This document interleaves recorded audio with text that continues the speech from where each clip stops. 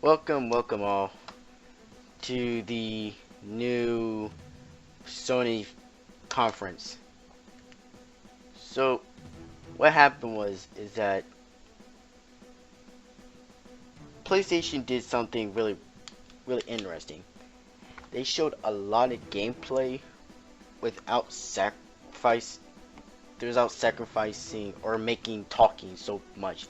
Like it was like 90% gameplay and like 10% action. I mean 10% commentary. That's it. And each time they finished the game, it would just roll to the next game. It would roll to the next game. They take a little break, then roll to the next games. They were really pushing for the VR's headsets.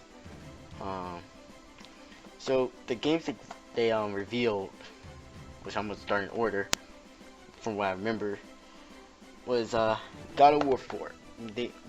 How they call it, it's just God of War. They couldn't put a 4 next to it. There was no 4. It was just called God of War. And how they revealed it was pretty awesome because they had the music going on in the front, how they were doing it. And at first I was like, where the frick is all this music coming from? You know, why is this playing all this music? And I saw this kill, I was like, oh great, we're having a new game. It's not God of War, but I'll take something else. And then I saw Kratos. This guy looks like some like Norwegian. he looked old. Like he is going through a lot. So he's taking his son now. He has a son. Hunting. You know how to learn how to hunt and survive on his own. In this world, there's a lot of Norse mythology. I think that's how you say it. Norse mythology. Where you have a lot of ogres, titans, what you would basically see, and it's very brutal. The combat is very brutal. The graphics look really amazing. Just even for an alpha build, it looks pretty fantastic. It looks really clean and very polished. That's what God of War is always known for: is clean graphics and clean settings. But in this one, it seems like Kratos isn't as the most just angry and just killing all the gods anymore, because he killed them all. I mean, who's left? Athena? That's about it. And she's just a spiritual thing. So that's what happened, and it's more of a father-son, teaching your son how to become stronger and be a man of himself, rather than Kratos just go around just killing everyone and everything in their way. So this is how pretty much God of War started. This is how Sony's press conference started with God of War. And I think they moved right next to the what is it called? Where is it? Horizon Zero Dawn. They went straight. I think that was the next game they went to, was Horizon Zero Dawn. They went straight to that game, gave it gameplay, gave it more depth to it. We see her riding around and talking to someone else, and other such times she using a different line of bows, lots of bows and different gadgets she's using. It's like, imagine Ratchet and Clank, except instead of having all these crazy weapons, it's just like you're putting medieval weapons in, and you're just in a futuristic setting. So pretty much all the animals are becoming machines. Everyone thinks machinery. You control some of the machinery, and there's this thing called a corruptor. And I'm not gonna lie, if you ever play Resistance, it looked like one of those stalker things. I think that's what they're called, stalkers. And you know, it reminded me of a stalker. I'm not gonna lie. I thought it was like, that's a stalker. I thought it was a Resistance. I thought that was Resistance. So Horizon Zero Dawn, really good game, really solid presentation. The next game I believe they went on was this game called Dead On. I hope I got the title right. Dead On, or Live On. I can't remember. I think it was Live On or Dead On. That game's basically you're a mercenary who's set in an apocalyptic zombie world, hunting down people. And that's the hint that we got from the trailer. There was gameplay at the end, which is pretty nice because we saw just how many zombies there were. There were a lot of zombies, not like 20, 30, there was like 50, I mean there was hundreds. There was hundreds of zombies everywhere. It was a lot of zombies. And it was just amazing to see just how many zombies there were. And they were all kind of, and they were smart. They weren't, like, they're dumb zombies. They're like, you're straightforward, just come after you zombies, but they were fast. And there was a lot of them. Like, for every one that you killed, there was like 20 that replaced it. So that was dead on. Next game we got was Detroit Become Human. This is the game. This is the same developer. I think it was called Quantum Break. That developed the same game Beyond Two Souls, and that game just wasn't received very well, if I remember. I think I don't remember seeing it. I never played the game, so I'm not gonna say if the game was good or bad. That's was just heard. That had mixed reviews, and I hope that Detroit Become Human is good. I really want that to be good, because it seems like every action there's like 20 different options you could have done. So if you said no, there's like 10 options, and if you said yes, there's 10 options. And each option leads to different results to the story. You know, one where you kill someone, one where you failed, one where you saved the girl and killed her, the other person, one where you convinced the person to become safe. The other one is where you pull out your gun and shoot that person first, and you save the girl with violence. You can try to negotiate your way out of it, and it seems like it's very tailored to how you would handle a situation. And I don't, to my knowledge, it seems like you could repeat it and try to fix your errors and see if you could like to see different ways. So that's a pretty cool idea. That was a pretty good game. I really hope it's good. I really hope it's good. The next game that we saw was Resident Evil 7. Resident Evil 7, I did not like. I thought it was some horror. I thought it was a Silent Hill game. I was like, this is Silent Hills. This is Hideo Kojima's game. And it was Resident Evil 7. Not gonna lie, it looked pretty good. It looked pretty scary. It looked like it was going back to its roots of being a horror game. I know there's gonna be some people out there who did not like that. And I'm gonna say to you again, you just complain about, those are the same people who complain about not being scary and not being horror or not being back to its roots. It goes back to its roots, and now you're complaining about going back to its roots. Please make up your mind. Please make up your mind.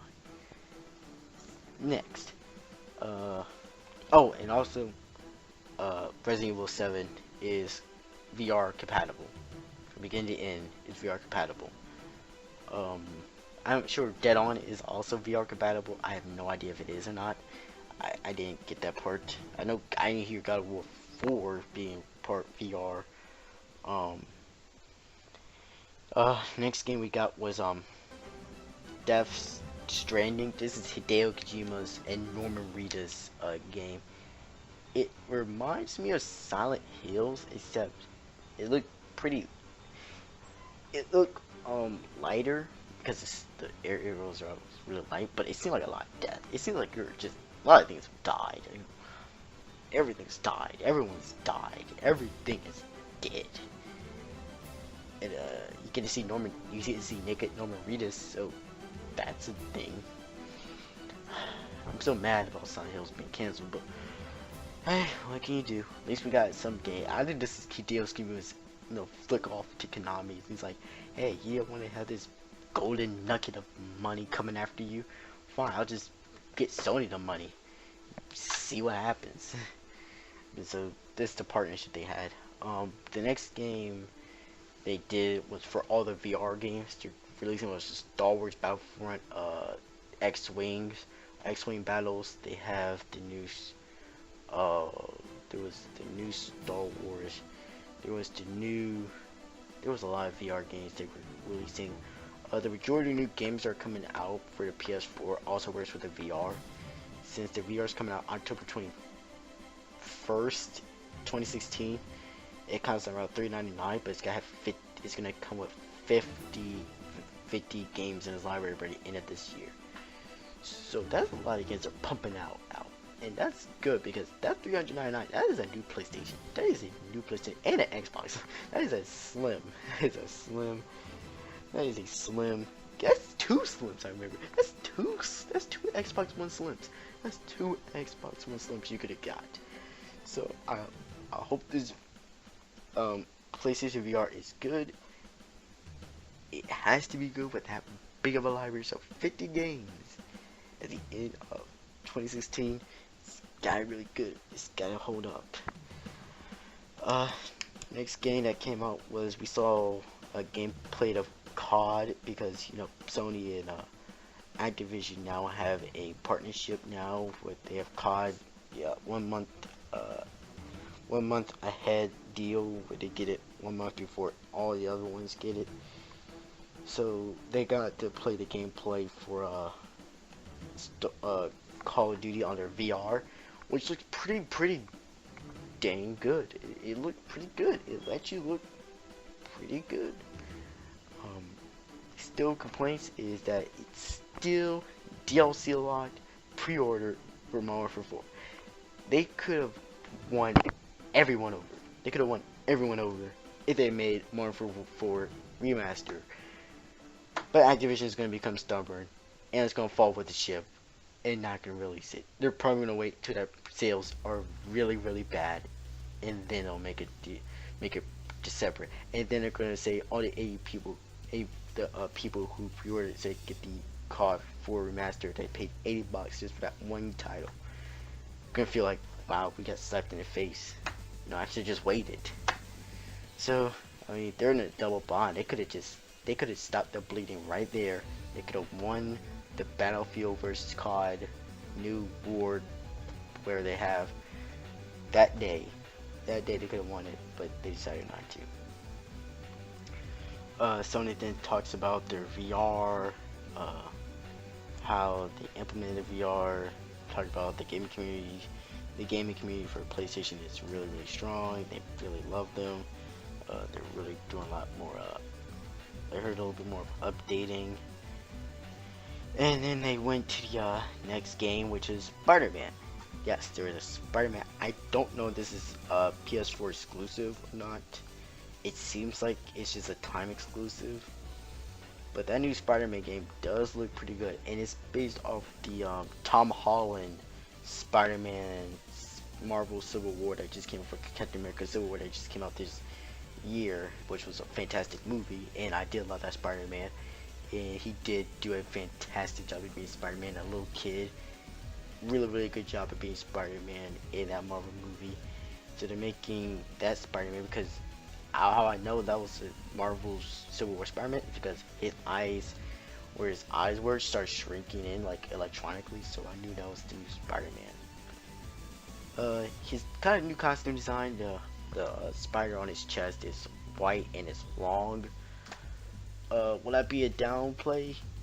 Could be for some people who are loyalist Spider-Man fans and who love the old school style. They love that.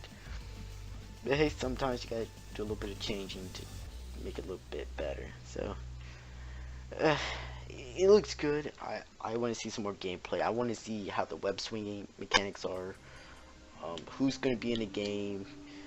How far they're gonna take Spider-Man in this story. That's pretty much what I have to. That's the games. They even talk about Neo. There was no Neo. There was no Destiny. There was no there was nothing else about the Neo. They didn't talk about the Neo at all. Nor did they actually show the VR. Well, they showed gameplay of the VR, but they didn't actually show the VR, which is kind of not a good idea in my eyes. Because I mean, the VR is coming around the corner. It would be kind of nice to see someone actually had a VR on their head, so people can actually see it, look at how it's gonna fit. So, I mean, I didn't see someone wear it. Maybe they did. I didn't see it. I was looking at the stream. I watched it. Yeah, I didn't see it. So yeah, that happened. Oh, I forgot. They're making a Crash Bandicoot remaster. They're remastering Crash Bandicoot 1, 2, and Warp Time Time. Or Time or Portal. I can't remember. Yeah, so basically making all of the 3 Crash Bandicoot games from the ground up, and we're doing it all with Crash Bandicoot for the new PS4. This is great because we really died for Crash Bandicoot game. It wasn't a new Crash Bandicoot game, it's just an old game, just remastered. But this is good because now they're thinking about making Crash Bandicoot now, and if this game sells and is received really well, they'll probably make Crash Bandicoot a new game. Probably make a new Crash Bandicoot. That's about it. Lots of VR games, lots of VR talk. The majority of the games that are coming out have VR compatibility. They're really pushing this VR to the extreme with this PlayStation VR. They really are making concerted effort, especially since the Vive, HTC Vive, and the Oculus Rift were successful and are well received by many people. They really have competition, and they have to make sure this thing works on day one. There can't be any big bugs. Like if there's like small issues that you could like easily patch in like a week or so, you know, nobody's gonna really complain because it's like it's just small. It's not gonna affect my gaming a lot. It's not gonna affect me where I'm like I can't stand anymore. I'm going to the other VR sets. So they gotta really make sure this works, and they have to make sure it works. The Last Guardian. The Last Guardian is this one's a big shocker to me because of the release date. I didn't expect the release date for The Last Guardian to come out in October 26, 2016. I didn't expect that. I was going to come out in 2017. I think it's coming out in 2016. That was pretty amazing. And that was all the, if I remember correctly, that's all the games I wrote down. There was a lot of smaller games, games that didn't get really titled. The majority of these games I just mentioned are still in development and they don't have a release date, so they're still being developed, which is nice. Because we don't want to rush product. I like a game to take its time, making sure it's right. I would love to see No Man's Skies being shown, but we know that it was delayed. But you know what? It was good enough. You know what? Sometimes you just gotta delay a game to make sure it's good. So that's pretty much what I got from this. This conference was a 9 out of 10. Beat Microsoft because it wasn't stale, because it didn't feel long. That's what Sony does best, is that it doesn't make you feel long. It makes it feel short. But yet it was an hour long. It was over an hour, but it didn't feel like over an hour. It felt like 45 minutes. It didn't feel like an hour. Definitely better than the other ones that came out yesterday. They came out yesterday, so that was a good day. Sony and Microsoft really stepped up their game, but Sony still prevailed on top. Microsoft got an 8, Sony got a 9. They were that close to head, but because Sony made sure they didn't talk that much and didn't bore us, they did like Microsoft did when they started talking, especially with Minecraft, because people don't really care about Minecraft. Young kids do. That's just them. But yeah, Sony did a fantastic job again. Lots of new games, lots of new titles coming out, and times we already knew coming out, sometimes we didn't know coming out, and that's pretty much it. And I think that was the majority of the conferences. I will be back to review Microsoft's conference. I forgot to do that. I forgot to post that up, but I will do that, and I will do EA and Bethesda's and Ubisoft's. Oh boy, those are going to be so boring to do. I might as well just put them all 3 in one because it's all boring. They're all boring to talk about, but yeah, I'll just do that. Anyway, see you later. Hope y'all have a good day.